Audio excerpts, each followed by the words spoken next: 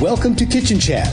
This is where we sample the talents of the most notorious chefs, home cooks, foodies, and celebrities that sizzle. Get ready for a culinary journey that you won't find anywhere else. Here's the host of Kitchen Chat, Margaret McSweeney. Welcome to a special series of Kitchen Chat, a taste of luxury, history, and hospitality.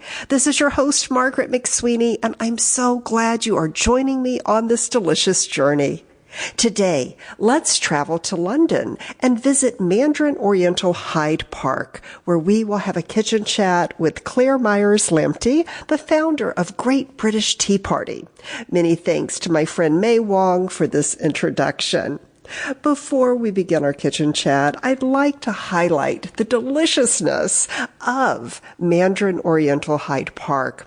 I started off with an afternoon tea. They provide the Mandarin Oriental Passport, the Grand Tour afternoon tea at the Roseberry. And it features different dishes from their properties across the world. I must say, one of my favorites was the summer opera, raspberry and red currant, almond sponge, Opolis white chocolate, and aerated ganache. It was delicious. Well, thank you so much to Claire for joining me on Kitchen Chat today. It's such an honor to also be featured on her Facebook page, Great British Tea Party. So let's welcome Claire to Kitchen Chat. Hi Margaret, thank you so much for inviting me today. It's such a pleasure to share with you and also to introduce you to my Great British Tea Party audience. And so the story of Great British Tea Party actually goes back to 2012. And what happened was London, of course, was the centre of the Olympics. And I remember thinking, this is such a remarkable occasion and I haven't marked it in any way. How can I make my mark in 2012? So I thought, well, what is quintessentially British afternoon tea? And so my first post, I think, was a picture of afternoon tea, and I called the page Great British Tea Party. And I was my first page like.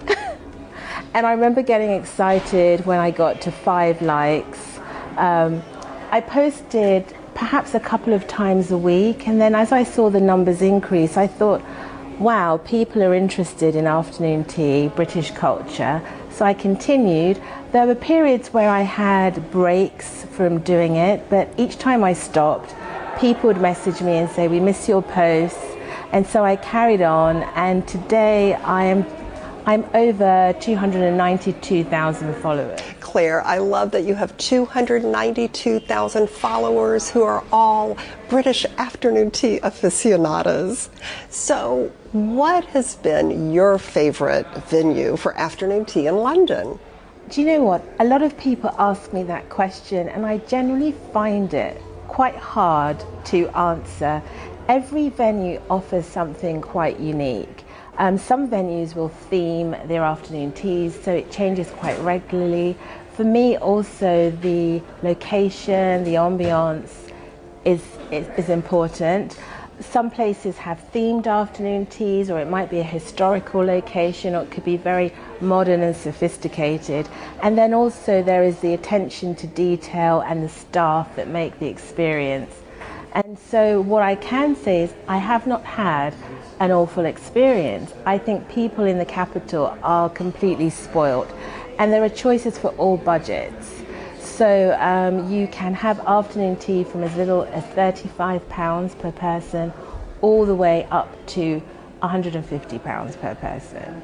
You truly have such a great selection of afternoon teas here in London.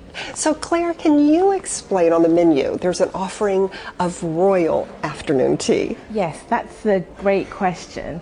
So a royal afternoon tea includes the standard 3 courses of afternoon tea, which is eaten in the order of sandwiches, then your scones, which are served with clotted cream and jam, and then your sweet course, which is your cakes and patisserie.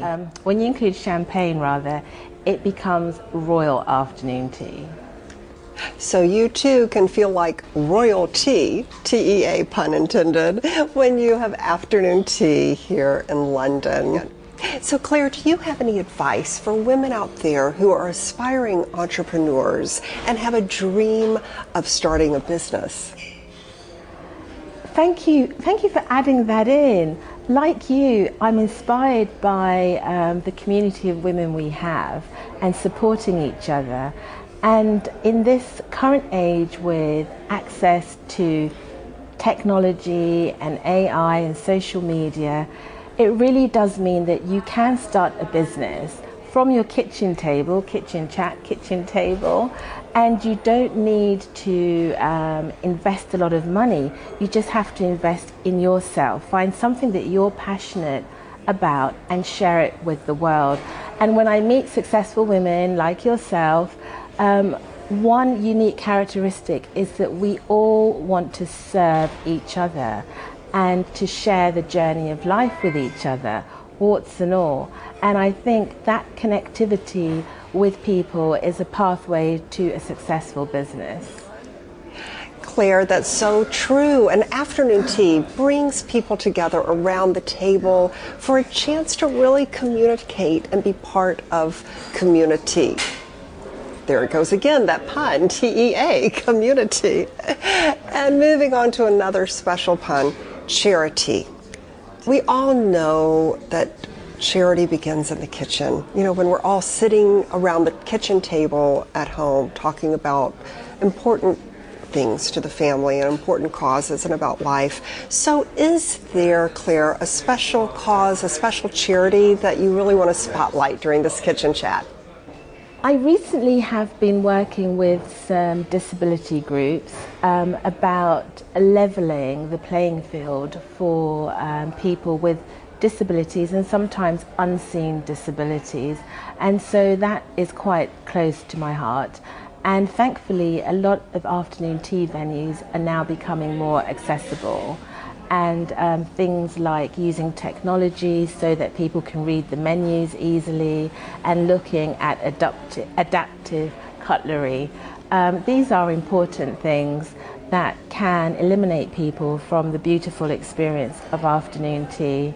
So I feel passionate about that. So Claire, thank you for bringing up these very important causes. Listeners and viewers, I'll make sure we have a link to some of these special charities that are close to Claire's heart. Well, I'd like to end this kitchen chat on a sweet note. I actually made a cake for you at a pastry class with Chef Eric Lenlard at Cake Boy London. Foodie friends, if you're in London, book a class. It is such a fun experience. But I made a cake for you, Claire. It is a chocolate ganache, and a ganache is chocolate, melted chocolate, along with a liquid. It could be water, but preferably cream. And I thought it was fun to decorate it in an oyster and pearl theme for you. As women, we all encounter unexpected grit in our lives, like the oyster, but through love, community, and faith and friendship and family, those painful pieces of grit turn into a precious pearl. So, a gift from my heart. Thank you for being an inspiration in my life, dear friend. Thank you, Margaret. I completely love it. This is so thoughtful and kind, and it looks delicious, and I love the sentiment behind it. Another way to connect. It's been part of the joy of spending time with you on your tour this year is the connectivity over our tea, and I look forward to many more of such endeavours that I hope you introduce across the ocean. Thank you so much, Claire, for being on Kitchen Chat and for introducing me to your Great British Tea Party Facebook friends. Please follow Claire at Great British Tea Party, both on Facebook and on Instagram, and discover the wonderful afternoon tea experiences that she is offering. Many thanks to Mandarin Oriental Hyde Park, and follow at MO_Hyde Park. Many thanks to May and her puppies, George and Lulu. Follow at Miss Darcy's Adventures for insights into luxury travel with dogs. And thank you, dear foodie friends, for joining me on this journey. I hope you will find community, connectivity, charity, and feel like royalty at afternoon tea. Please visit kitchenchat.info and follow Kitchen Chat on Facebook and Instagram, where you will find inspiration for your next delicious destination. And always remember to take a moment and savor the day.